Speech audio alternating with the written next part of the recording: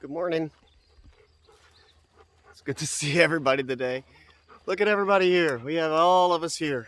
We're all out here. We got the mama dog, the Duker dog, the Herky dog, and the Baka dog. And we out. It's early. The sun's not up just yet. He'll be here. She'll be here in a minute, whatever. Gender assignment to the sun. I don't know. It's a beautiful day.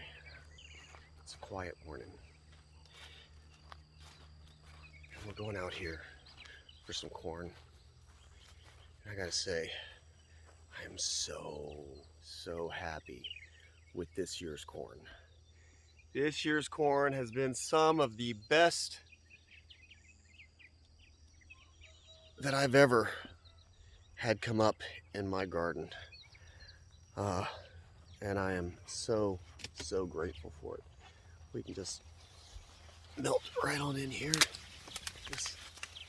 Oh my goodness.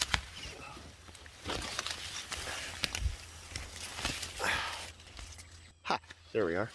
Ha ha. Woo, look at this.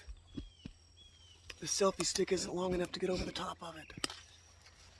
Wow, there we go. Guys, I am so thrilled with this year's corn. It's been beautiful. So what did we do to get corn like this? First of all, why do I grow corn? Because I like to. That's all that it comes down to.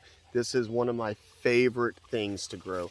Why? Because it looks so cool when you're growing it. Not only that, it obviously is very tasty. It's nourishing. People love to get corn. They don't like to buy corn. Nobody wants to spend a lot of money on sweet corn. You know, I don't.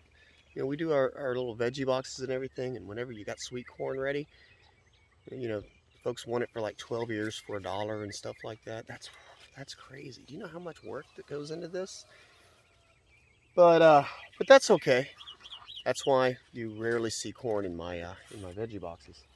But this year's corn has just been absolutely terrific. So what did we do this year that was a little bit different from in the past? Because most of the time, you know, you drive down the road and all the commercial crops, they look like soldiers marching in nice neat rows, and they're all identical and all standing the same height, and they all got exactly 2 years on them and everything like that.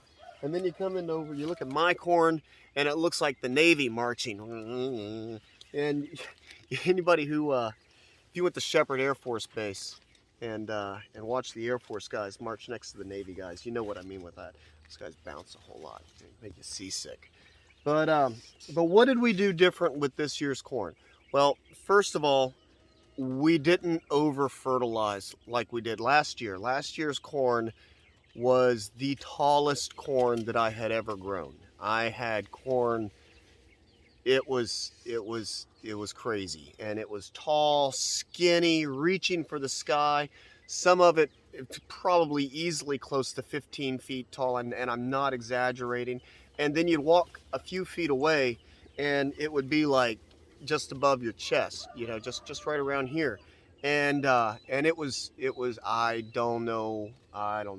Well, I do know, and it has to do with the even distribution of the cow manure that and horse manure that we put on there.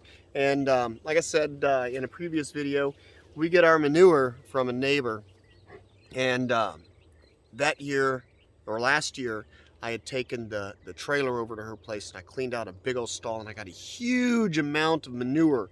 And then I dragged the trailer over to where I was going to plant the corn, and I just started with the shovel and picking it up, just dumping it out, just flinging it sideways and getting it over there. And there was big piles of it right there around the trailer where it was falling off the trailer, and then over in the corners there was almost none of it, and what it led to was uneven fertilization of the ground. So some of the corn was crazy tall, some of the corn was crazy short, but none of the corn produced a whole lot. Of course, it didn't help that it got flattened. This year's corn was fertilized. I put the manure on there last year, and I made sure it was good and even. I was very very careful to get the right amount all the way around and to spread it even and get the rake out and to spread it out. And then this spring I came out and I had we did the deep bed in the, well, this winter I came out and we were doing deep bed in our chicken coop, which means that you just kind of let them poop and then you throw some more pine shavings or hay or whatever your bedding material is that you use. You throw more on and then you let it go and then you throw more on and you let it go and you throw more on. And what happens is you build up and you get this stratification of manure and everything like that, and it's able to start breaking down. There's whole videos about deep bedding for chickens and livestock, poultry and whatever else you can do. I only do chickens. I only got chickens. But I brought that out here on top of it and I spread all that around. So that's really super wonderfully high in nitrogen, but I made sure that was even. We tilled it all in real good. I'm not a no-till gardener, I'm a low-till gardener. I'd like to think of myself as a low-till gardener, but I know that this patch was tilled 3 times over the winter. We had, the early part of the winter was pretty warm, so the weeds were germinating and coming up. And I kept coming out here and tilling it every time. You can give it a few weeks, come out, knock the weeds back with the tiller, and walk away. And then let it grow back up and knock the weeds back with the tiller and then walk away. Well, what that resulted was a relatively weed-free corn patch. I'm actually really happy with how low the weed pressure has been in here this year. I think I've only had to put my own effort into cleaning out the rows and everything early on. And then once the corn got tall enough, it obviously keeps the light from getting to the soil. Mother Earth doesn't like her skin to show. If you don't cover it, she will. And so now we're getting corn. And it's great corn. It's terrific. I froze a bunch of it last night. I put a bunch of ears in the freezer last night. My father-in-law was here yesterday and he was pulling corn and he walked away with 2 big bags, and this place is still full of corn.